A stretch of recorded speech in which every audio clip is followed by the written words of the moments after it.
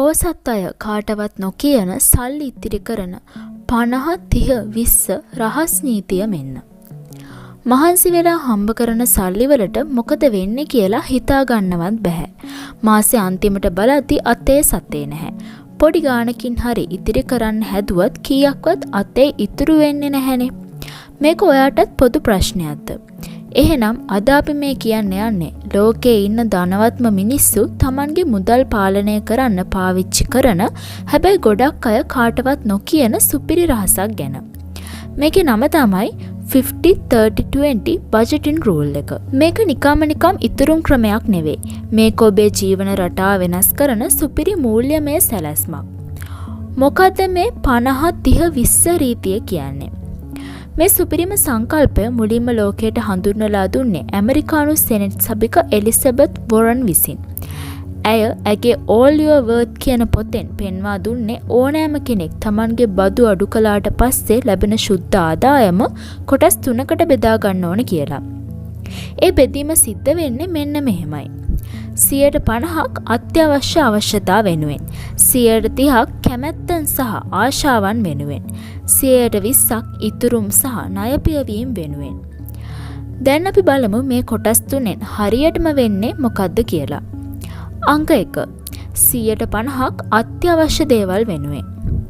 ඔයාගේ මුළු ආදායමෙන් හරියටම භාගයක් වෙන්න ඕනේ ඔයාට ජීවත් වෙන්න අනිවාර්යයෙන්ම ඕන කරන දේවල් වෙනුවෙන්. මේවට කියන්නේ fixed costs කියලා.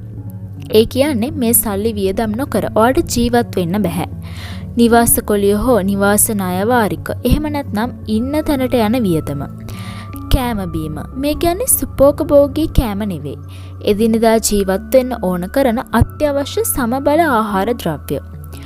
බිල්පත් ගත්තොත් විදුලි බිල, වතුර බිල, ඉන්ධන වියදම් සහ දුරකථන, ඉන්ටර්නෙට් මේ වගේ එකී මෙකී නොකී බිල්පත්. සෞඛ්‍ය ගත්තොත් අත්‍යවශ්‍ය බෙහෙත් සහ රක්ෂණ වාරික. ඉතින් ඔයාගේ අත්‍යවශ්‍ය වියදම් 50% පනිනවා නම් ඒ කියන්නේ ඔයා ඔයාට දරා ගන්න බැරි ජීවන මට්ටමක ඉන්නවා කියන එක. එතකොට ඔයාට සිද්ධ වෙනවා පොඩි නිවසකට යන්න හෝ අනවශ්‍ය බිල්පත් කපා හරින්න. අංක 3. 30%ක් ඔයාගේ ආශාවන් වෙනුවෙන්. මෙන්න මේක තමයි හැමෝම කැමති කොටස. 50-30-20 රීතියේ තියෙන විශේෂත්වය තමයි මේකෙන් ඔයාගේ සතුට කැප කරන්නේ නැහැ.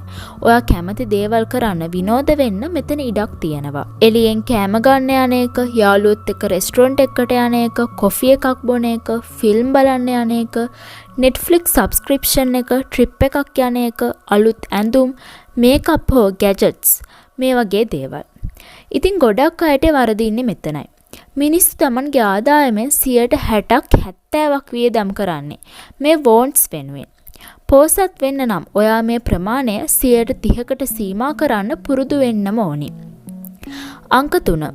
20%ක් ඉතුරුම් සහ අනාගතය වෙනුවෙන්. මේක තමයි ඔයාව ධනවතෙක් කරන කොටස.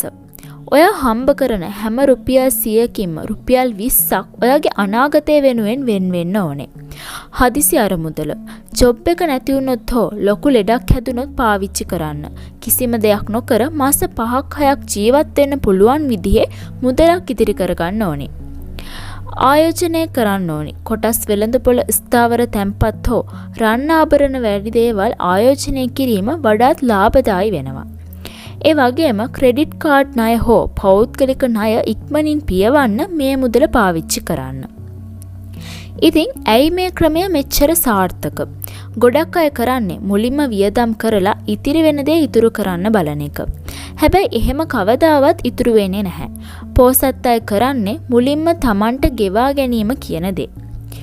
ඉතින් 50-30-20 රීතියෙන් වෙන්නේ ඔයාට ඔයාගේ වියදම් ගැන පැහැදිලි චිත්‍රයක් ලැබෙනවා. අනවශ්‍ය දේවල් වලට සල්ලි නාස්ති වෙන එක නතර වෙනවා. කිසිම පීඩනයක් නැතුව හැම මාසෙම සැලකිය යුතු මුදලක් ඉතුරු වෙනවා. දැන් ඔයාලට තියෙන ප්‍රශ්නයක් තමයි මේක ප්‍රායෝගිකව කරන්නේ කොහොමද කියන එක. ඉතින් ඒකට පියවර කිහිපයක් තියෙනවා. පළවෙනි පියවර තමයි මුලින්ම ඔයාලගේ ශුද්ධ ආදායම ගණනය කරන්න. ඔයාගේ අතට ලැබෙන මුළු මුදල කීයද කියලා බලන්න. දෙවැනි පියවර තමයි වියදම් වර්ගීකරණය කරන්න. පසුගිය මාස දෙකේ ඔයා වියදම් කරපු දේවල් ලැයිස්තුවක් අරගෙන හොඳට හිතලා ඒවා අවශ්‍යතාවන්ද ආශාවන්ද කියලා වෙන් කරගන්න. පියවර 3. මුදල කළමනාකරණය කරගන්න. ආශාවන් වලට 40%ක් විතර වියදම් යනවා නම් ඒක 30%ට අඩු කරන්න. ඒ ඉතුරු වෙන 10% ඉතුරුම් වලට එකතු කරන්න. අවසාන වශයෙන් කියන්න තියෙන්නේ සල්ලි කියන්නේ හොයන්න අමාරු වියදම් කරන්න හරිම ලේසි දෙයක්. හැබැයි ඔයා අද ඔයාගේ සල්ලි පාලනය කරන්නේ නැත්නම් සල්ලි ඔයාව පාලනය කරන්න පටන් ගනීවි. ධනවත් වීම කියන්නේ වාසනාව නෙවෙයි. ඒක නිවැරදි කළමනාකරණය. අදම මේ 50 30 20 රීතිය පාවිච්චි කරන්න පටන් ගන්න.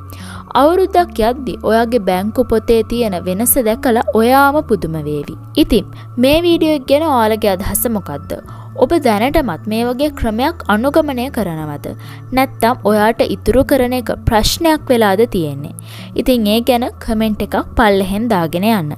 ඒ වගේම මේ වගේ තවත් වීඩියෝ බලන්න අපේ channel එක subscribe කරලා bell button එකත් click කරලා දිගටම අපිත් එක්ක එකතු වෙලා ඉන්න.